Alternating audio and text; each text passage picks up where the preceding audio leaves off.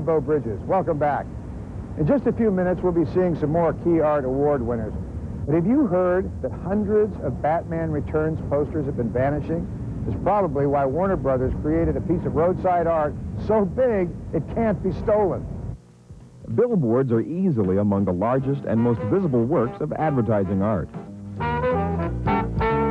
However, not all billboards are created equal. Warner Brothers is rare in that the studio still relies on the traditional method of hand painting. Their works stand out from the multitude of prefabricated billboards. We're fortunate that Warner Brothers has the philosophy that they're pieces of art, and so they employ the best artists they can to go produce these pieces of art. Painting a billboard isn't like portrait painting, finger painting, or house painting. It's an art form that requires a high degree of organization through several stages. The process begins once the marketing department sends over the artwork. After we get the poster, we take it and we grid it off into 4-foot squares. For example, here's the small artwork of the same poster. Unfortunately, our billboard is wider than proportionately than this one sheet, so we have to extend in fake areas out here. So they sent me this art, and this is a 4-foot grid. Each one of those squares equal 4 feet. The grids are projected up to billboard size and traced onto huge sheets of paper. The next step is to punch holes into the artwork. Amy here is perforating the pattern that we just projected in the projection room. So she has all these lines that we drew in the projection room, and she goes over them with this electric pounce, and it burns little holes in the line. Punching holes in artwork may seem sacrilegious, but there's a good reason for it. Once the tracing has been taped to the board and the alignment checked, the entire board is brushed in charcoal. The charcoal dust seeps through the holes, leaving an outline. In case of rain or anything else, we spray this spray fix on our drawing to keep it on the wall so it can't wash off if we go in at night and we have a real mildewy night and the whole drawing's gone. Another concern is the stuff that goes between the lines. Mixing paint is a tricky business, especially since colors can be deceiving. This particular one, there aren't very many colors, but you can see in here you have a purple color right along in there. It blends off into this blue and then to the white. So you take this color that we have made, we mix it with a little of this lighter color, and to achieve the purple, then it blends off into the white. And that's basically what we do out there on the board, but in it with a brush instead of my finger.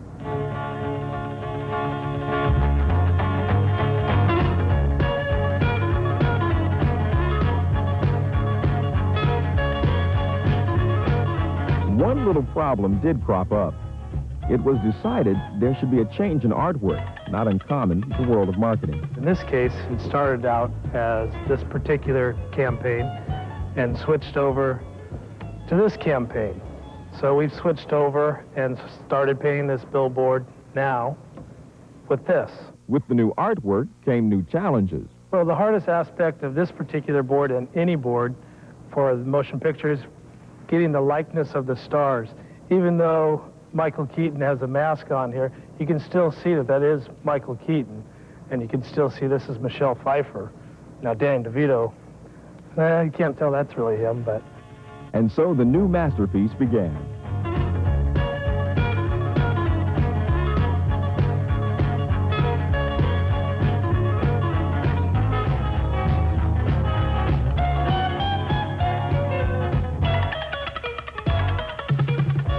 We're very fortunate that we get paid to do something that we really enjoy to do. Not that many artists that, get paid for doing art.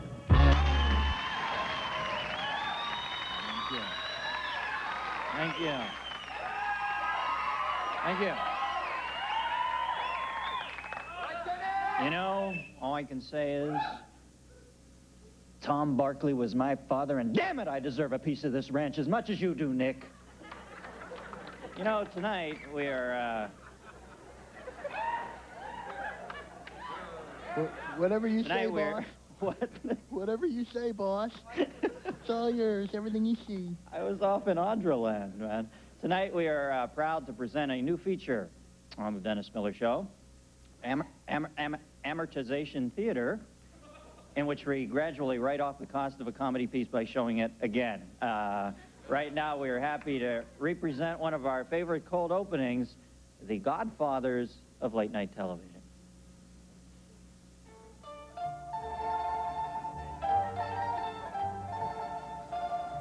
Gentlemen, I've gathered the heads of the 3 other main families to put an end to these guest wars.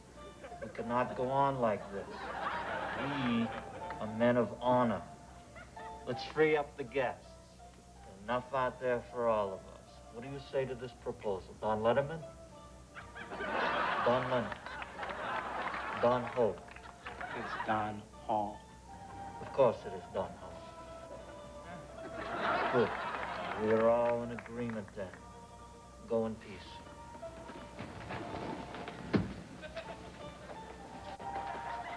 I don't know Don Miller. I think they are lying. Of course they're lying. They're talk show hosts.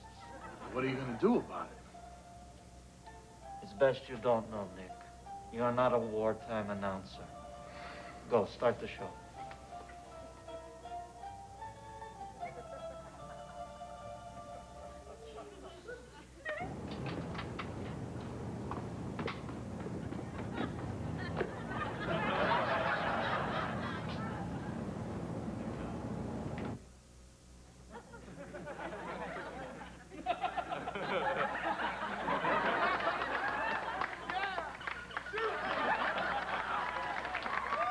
And we have one more.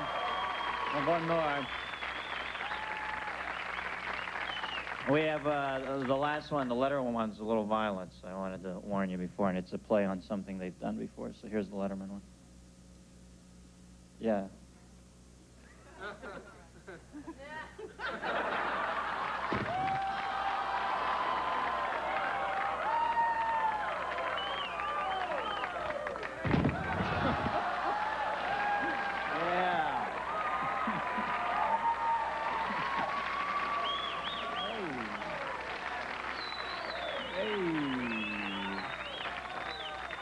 Remember, that's amortization theater, easing the production costs through endless repetition.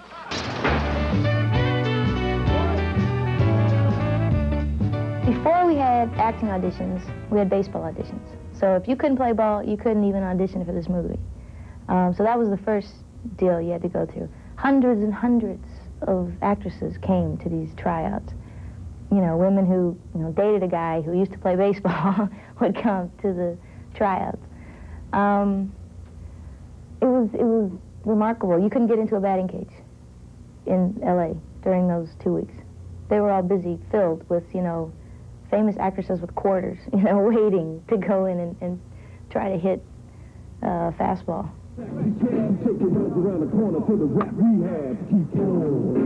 I absolutely never played baseball my entire life, so I had to start from scratch, and a lot of these girls had either been playing for a year because the movie was meant to go a year ago, or they were real professional baseball players. So it was a bit intimidating. In the early going, her throwing technique was pretty much, it was a choreographed step-step kick, fling kind of thing. I'm going to kill Tom for saying that about me. So she's better now. She was a real good sport. I mean, there was no star tripping or any of that. She comes by herself, she goes to work, and she was terrific. The elbow thing was the biggest deal. If you have your elbow here or higher, you throw like a boy. If your elbow is less than perpendicular to your body down here, you throw like a girl. So you had to keep the elbow up here, and we were trying to figure that out. Finally, one of the coaches said, try to stick your elbow in your ear. We understood that. You know what I mean? You keep it up. So that's how we would remember how to throw like a boy. Do that? I did. Oh, perfect. Good grab. Gina had a tougher time coming in because she came in later than the rest of us. I really wasn't part of all that trying out thing. We'd been practicing for over 2 months already before she came in. So, and she hadn't played that much baseball before. I more or less got a call from Penny, and she said, can you come to Chicago in a couple of days? And I said, okay, okay. And she's the catcher in the movie, which is, you know, probably the hardest position on the field is playing catcher.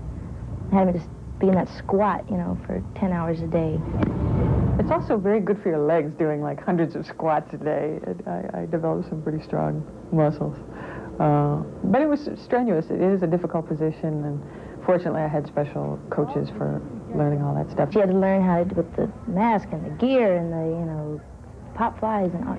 She had to train super hard, extra hard, and she really did. She pulled it off.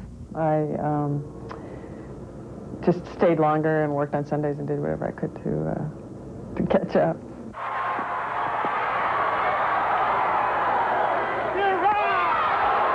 Rosie's a really good ball player. A lot of hustle.